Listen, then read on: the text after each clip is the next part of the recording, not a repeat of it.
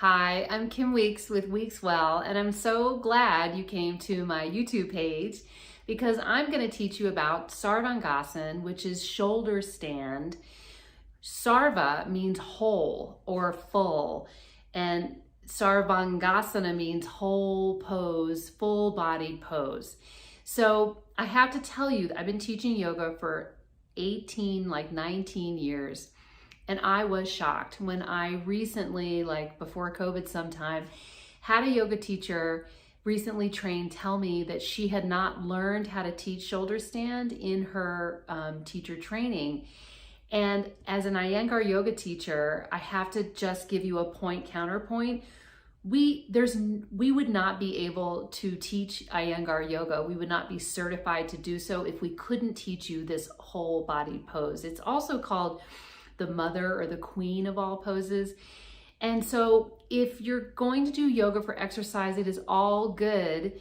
And that's great. You can tone your body in some ways, just like you can with like CrossFit or other kind of exercise. But if you're going to do yoga as a transformative practice to really get in touch with your mind, your breath, and your body and consciousness, and awaken the consciousness inside of you, which is the original intent of yoga, and has for the most part passed through all of the lineages. Like for example, in the lineages series that I'm leading with Yoga Alliance right now, you can also get that on my page.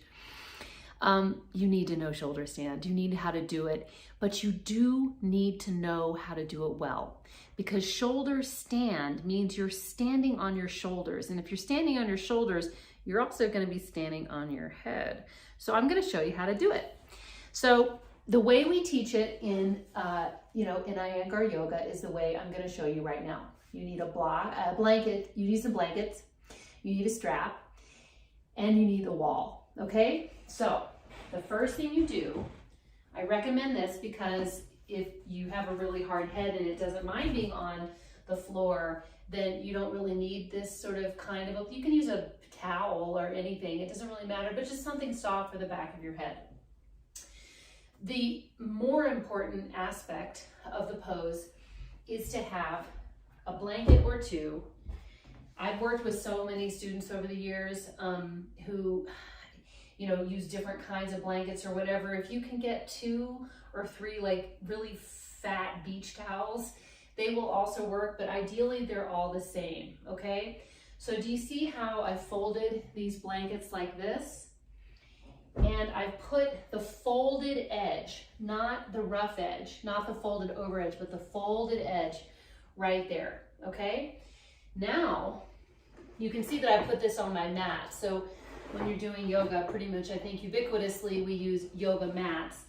And I call this the peanut butter and jelly sandwich, or sunflower butter if peanut butter triggers you.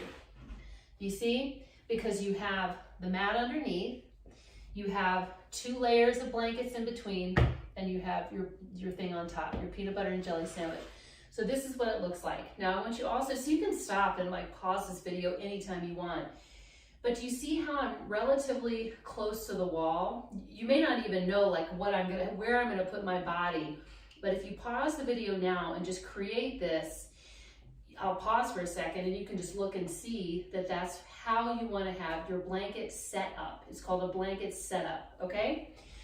Now, while I'm explaining this to you, I'll also say that you need a strap, and say that if you have cervical spine issues or any kind of really major skeletal issues, you probably, well, for sure you need a modified version of this pose. But most people can try this unless they have some significant skeletal issue. Now let me say that you should find an Iyengar yoga teacher to also teach you this IRL. You can certainly learn it from me, and you can learn it from here, but learn it on Zoom, in a Zoom room, or learn it in real life. We take teaching you this so seriously.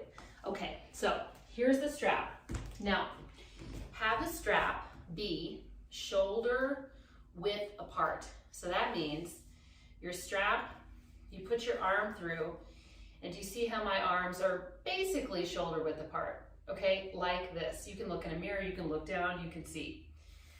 So that's that. Now, I'm gonna keep the strap on one arm, and here's the important stuff. Take my legs up the wall and lie back so that my head is on the floor and everything else, part of my neck, is like basically coming off of the blanket toward the floor like this, all right, just like that. But I want to have support under my shoulders. This is so hard, even in COVID times, because we're so bunched and we have such rounded shoulders. So there's a lot of other preparatory work, like other yoga poses that come into this, that prepare you for this. So don't think you can like try this first when you're doing a yoga practice. I would not recommend that. But basically when you get here, you'll see that the action, see how I'm kind of like moving my elbows into the ground? My legs are here. Now here's the kind of the most important thing that you want to see happen. As I lift up, I press my elbows in, and did you see how I just moved my shoulders underneath me? And look very carefully. My shoulders have not come off the blanket, they stay on the blanket, okay? Now, here's my strap. I take my strap and I strap my arms behind me together. Do you see that? You can see it. And I do that so that I can walk my feet up the wall, press my outer shoulders into the ground, into the blankets, and lift myself up. Now, by the way, if I've gotten to this spot, I'm in a good position to just hang out for a minute, because guess what? I'm standing on my shoulders. This is a great place to stay for a while. You don't have to go any further. But if you're feeling good and you feel like I can stand on my shoulders, I can really bring my legs over my head. This is the pose. I'm headed toward the pose. You want to try it, but you want to make sure you're doing it safely. See how my hands are on my back and how they are belted? My arms are belted. Now watch. This is my tailbone, not connected or fixed into the body. This is my tailbone fixed into the body. And if my tailbone is fixed into the body, guess what? I might be able to bring my feet off the wall and bring my legs up, okay? I might even be able to bring my tailbone forward, fix it into the back of the body, and bring one leg up.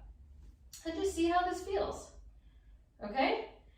One leg or the other leg, or both legs, Sarvangasana, shoulder stand. Like this, okay? Now, to come out of the pose,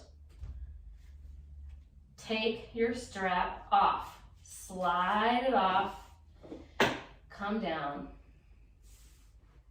and rest. Resting is one of the most important aspects of yoga. In fact, you're just not doing yoga if you're not doing your poses. You missed my face. If you're not resting in between your poses. You have to create breath for the body and stability for the body and openness for the body. Does that make sense? I hope it does. And shoulder stand is such a good pose for you because you wind up being able to whole body your breath, whole body your existence, and essentially in an energetic way, stand on your heart. Stand on the back of your heart and give your lungs, your cardiopulmonary system, your respiratory system, your lymph system, and women, ladies especially, your thyroid a rest. You sort of give your lymph system like a bath when you're in Sarvangasana shoulder stand. So I hope that this video has been helpful. I have lots of other videos on this channel to help you learn about how to get into and out of poses. I'm also doing a lot of work in the story and the conversation and the study of the lineages in yoga. Okay, so anyway, hope you enjoy my channel. I'm on Weeks.well on Instagram. Thank you so much for subscribing, Weeks.well TikTok.